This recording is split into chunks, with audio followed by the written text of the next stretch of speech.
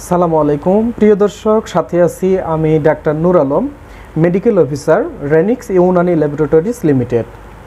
আজকে আমরা জানব ডায়রিয়া হলে শিশুর কিভাবে যত্ন নেবেন, কোন খাবারগুলো খাওয়াবেন, কখন বুঝবেন ডাক্তারের কাছে নিয়ে যেতে হবে কিনা।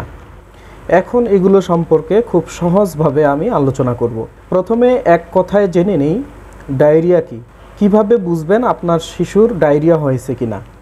যে শিশুরা মায়ের বুকের দুধ খায় তাদের একটু নরম পায়খানা হতে পারে, এইটা কিন্তু ডায়রিয়া না। কিন্তু আপনার শিশুর যদি 3 বারের বেশি পাতলা পায়খানা হয় বা স্বাভাবিকের তুলনায় ঘন ঘন পাতলা পায়খানা হয়, তাহলে কিন্তু আপনাকে বুঝতে হবে যে ডায়রিয়া হতে পারে। আর তখন থেকেই আপনাকে বিশেষ কিছু যত্ন নেওয়া শুরু করে দিতে হবে। এই সময় মূলত আপনাকে 3টি কাজ খুব মনোযোগ সহকারে করতে হবে। এগুলো করলে সাধারণত ডায়রিয়া থেকে শিশু খুব সহজে সেরে উঠতে পারে। প্রথম এবং সবচেয়ে গুরুত্বপূর্ণ কাজ হলো, শিশুর যখন পাতলা পায়খানা হয় তখন শিশুর শরীর থেকে প্রচুর পরিমাণে পানি বের হয়ে যায়। যখন শিশুর পাতলা পায়খানা হয় আর শিশুর শরীর থেকে পানি বের হয়ে যায়, তখন সেটি পূরণ করতে হবে। শিশুর কোনোভাবেই পানির অভাব বা পানি শূন্যতা হতে দেওয়া যাবে না। যদি কোনোভাবেই শিশুর পানি শূন্যতা বা পানির অভাব দেখা দেয়, তাহলে সেটা কিন্তু খুব মারাত্মক হতে পারে। এজন্য এই সময়ে শিশুকে বেশি পরিমাণে পানি এবং পানীয় জাতীয় খাবার খাওয়াতে হবে, যেমন পানি, ডাবের পানি। যে শিশুরা বুকের দুধ খায় তাদের জন্য শুধুমাত্র বুকের দুধ, তারপরে ভাতের মাড়, পাতলা ডাল, পাতলা দই, চিরা ভেজানো পানি, এসব আপনি খেতে দিতে পারেন। আর এসবের পাশাপাশি শিশু যেই স্বাভাবিক খাবারগুলো খায় সেগুলোও কিন্তু খেতে থাকবে। তবে শিশুর বয়স যদি 6 মাস বা তার চেয়ে কম হয় এবং শিশু যদি শুধুমাত্র মায়ের বুকের দুধ খায়, তাহলে তাকে আর বাড়তি কোনো খাবার দেওয়ার প্রয়োজন নেই। শিশু সেখান থেকেই তার অভাব পূরণ করতে পারবে। 2 নম্বর গুরুত্বপূর্ণ কাজ হলো খাবার স্যালাইন খাওয়ানো। প্যাকেটের গায়ে যেভাবে লেখা আছে আপনি সেভাবেই পরিমাণ মতো পানি নিয়ে খাবার স্যালাইন আপনি তৈরি করে রাখবেন। প্রয়োজনে অল্প অল্প করে খাওয়াবেন। কি পরিমাণে খাওয়াবেন সেটি এখন আমি বলে দিচ্ছি। শিশুর বয়স যদি 2 বছর বা তার চেয়ে বেশি হয়, তাহলে প্রতি বেলা পাতলা পায়খানার পরে আধা কাপ পরিমাণ স্যালাইন খাওয়াতে হবে।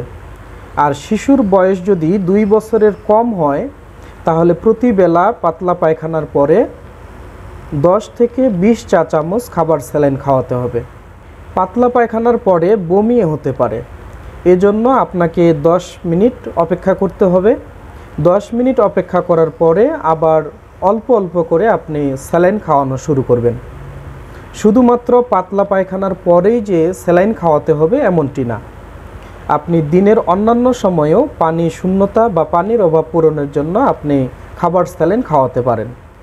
3 নম্বর কাজ হলো জিঙ্ক সমৃদ্ধ খাবার বা জিঙ্ক সাপ্লিমেন্ট খাওয়ানো।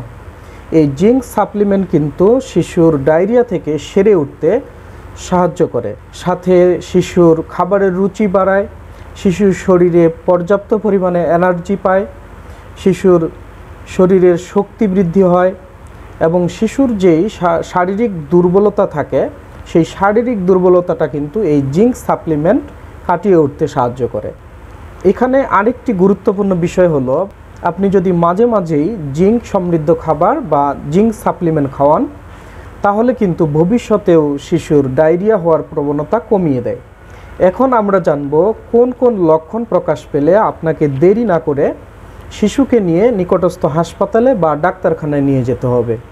শিশুকে যদি কোনোভাবেই কোনো কিছু খাওয়ানো না যায় বা শিশু যদি খাবার ছেড়ে দেয়, শিশুকে খাওয়ানোর পরে যদি সাথে সাথে সব কিছু বমির সাথে বের করে দেয়, শিশুকে খাওয়ানোর পরেও যদি পানি শূন্যতার যে লক্ষণগুলো আছে সেই লক্ষণগুলো যদি শিশুকে খাওয়ানোর পরেও থেকে যায়, যেমন চোখ দুটো বসে যাচ্ছে বা দেবে যাচ্ছে মনে হয়, মাথার যেই উপরের নরম অংশটি আছে সেটি দেবে যাচ্ছে মনে হয়, যদি শিশু কান্না করতেছে কিন্তু চোখ দিয়ে পানি আসতেছে না এমন মনে হয়, যদি শিশুর পায়খানার সাথে রক্ত যায়, যদি 7 দিনের বেশি পাতলা পায়খানা থাকে এবং 2 দিনের বেশি যদি শিশু বমি করে, তাহলে আর দেরি না করে আপনাকে নিকটস্থ হাসপাতালে বা ডাক্তারখানায় নিয়ে যেতে হবে।